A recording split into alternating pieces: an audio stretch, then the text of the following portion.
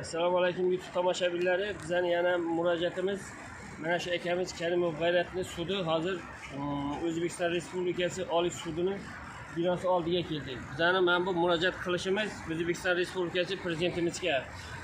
Nega deganda prezidentimizning hozirgi olib borayotgan siyosati butun dunyo tan beryapti. Mana 27-yanvar kuni o'tirgan selektorida bütün ichki ishlarni, prokuraturlarni hammasini mana qamoqlardi. Korrupsiyani yo'qotamiz dedi. Bugundan dedi korrupsiya yo'q dedi. Korrupsiya bor joyda rivojlanish bo'lmaydi dedi. Mana korrupsiyani biz aniqlab beramiz. Aniqlab kelganmi shumargacha bizga hali amaliy yordam bergani yo'q. Men bu vaqtda Islomovga anchadan beri murojaat qilamiz.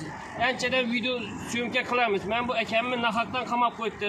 Men bu aybi bir guruh shaxs deyapti. Bir guruh shaxs bilan borib pulni olgan deyapti.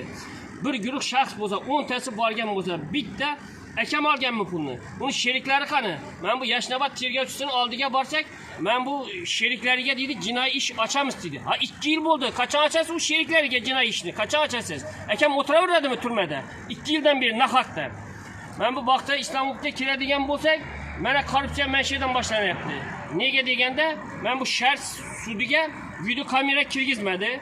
Bir sudni yopiq o'tkazdi. Bizlarga ko'rsatmasdan advokatni chaqirdi-yu, indamasdan o'tkazib yubordi. Qolaversa, men bu hozirgi kunda Oliy sudda ishni ko'rmasdan o'tiribdi.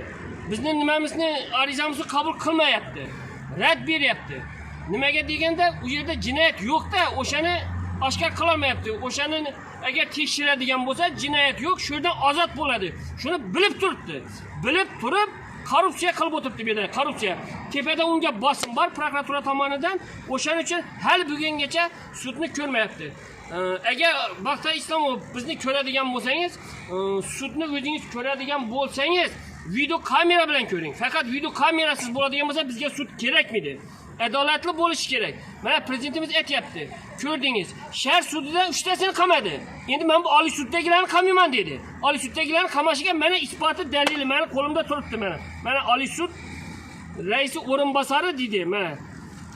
Men bunda o'zi berib qo'yibdi mana. Oliy sud raisi dedi. Raislik qiluvchi dedi.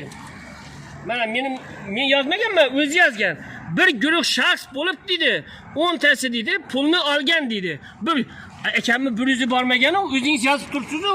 Bir guruh shaxs deb. Qani uni yanida sheriklar qani? Qachongacha bu adolatsiz? Ha qachongacha biz Xorazmdan men bu yerga 1200 kilometrga kelib ketamiz? Baraka topkur, korrupsiya deyapti. Men bugundan yo'q deyapti. Siz hali korrupsiyani ustida o'tiribsiz. Baraka topkur. Men buni bir adolatli ko'rib bering. Hech qanaqa bir isbot dalilsiz qolaversa Nig'matilla Yo'ldoshev bir necha prokuratura borgani uchun nohaqdan jinnixonaga tiqib ko'rdi.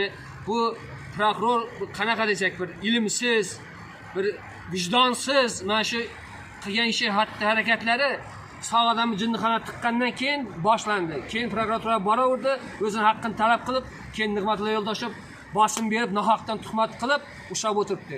Meni O'zbekistonda hech kim nima qamalmaydi, o'zim xon, o'zim sultonman deyapti. Xohlarsam prezident juda bir yaxshi siyosat olib boryapti. Bular prezidentning siyosatiga dushmanlik qilyapti. Qolaversa butun o'zbek xalqining dushmani bular. Nohaqdan kimlarnidir qamab o'tiribdi, jinoyatchini haligacha ko'chada qo'yibdi. Qarangda, 352 ming dollar uxlatgan jinoyatchi ko'chada yuribdi, jabrlanuvchi turmada o'tiribdi. Buni qilishovat qilyapti Nig'matilla Yo'ldoshev. Bunga alohida xudo xolasa prezident chora ko'radi, qonun oldida javob beradi, kim bo'lishidan qat'iy nazar.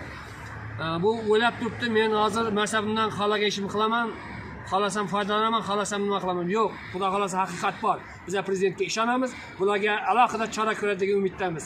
Shavkat Miromonovich, sizdan biza adolat, haqiqat bir qolamiz. Bular qonun oldida javob berishini butun O'zbekiston xalqiga bular shu qonun oldida javob berishini so'raymiz, ham talab qilamiz. Bularni alohida tekshirib berishini so'raymiz. Mana shu Nig'matilla Yo'ldoshev bilan Baxtiyor Islomov Oliy sud raisi. Bular shunaqa tuhmat bilan nechta odamni nohaqdan qamab o'tiribdi.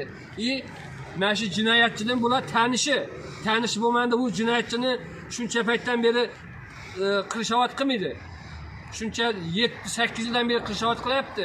Hattoki bu jinoyatchini 4 ta uchastkasini, 7 ta domini, 20 tadan ortiq mashinasini zapretga olgan.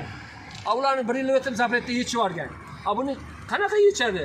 Shu o'zlari tanish bilish qilib, o'zi katta lavozimda ishlaganidan foydalanib, bular mana vatanga xiyonat, prezidentga xiyonat, qolaversa O'zbekiston xalqiga xiyonat qilyapti.